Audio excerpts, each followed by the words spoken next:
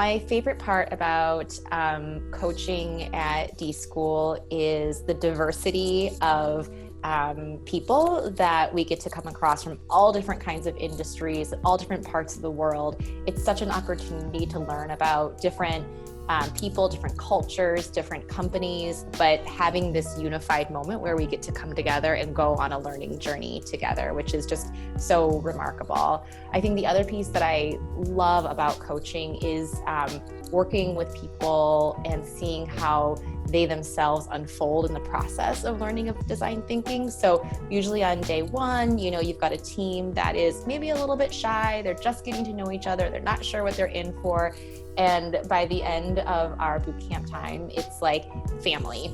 People are laughing and hugging each other and, building off of each other and just being really open and vulnerable and so inspired by everything that they've gone through around the empathy portion to the, the fast prototyping to everything between. And so just seeing that whole process that people go through is one of my favorite parts about coaching design thinking.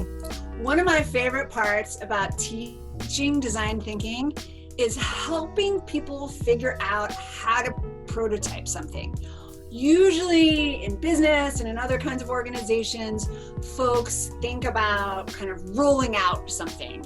And our work in design thinking, our bias towards action, our desire to learn from what doesn't work, pushes us to try something small and give someone the experience of our idea as quickly as possible. This is, like, for many work cultures, a really radical idea. And so I just love when people get to something really small and they can try it right away and they can actually learn that wasn't such a great idea anyway. That's totally awesome, because then they get to go on to the next idea and try it. One thing that I love about teaching at the D.school for Exec Ed program at Stanford is that I get to interact with people from not only different industries and different levels, but different countries and cultural backgrounds. So I have very specific industry and experiences, but then I can almost absorb what people are facing in terms of challenges and the different phases of the creative processes, and apply my way of empathizing with the people who are going through the challenges and help them get unstuck using the creative processes that I employ with that design thinking. So that's one of the best part. Again, just being interactive with people with very different backgrounds, including government officials to nonprofit, for-profit, medical device to services, and insurance to financial services. So very variety of background, and help them get unstuck in a way, help them unstuck in the project that they're facing. So that's one of the favorite part of using my creative thinking to help them get unstuck. So my favorite part of teaching design thinking is watching the moment of aha. It typically comes after, when people are so frustrated with me because I pushed them, they were uncomfortable, it may not have even made sense.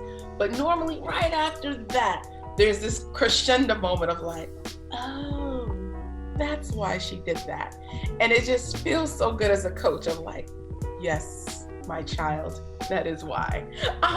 And not in a pejorative way or like in a disrespectful way, but it's one of those moments of like, you got it, you pushed through, and now you're on the other side, and it's blissful to them.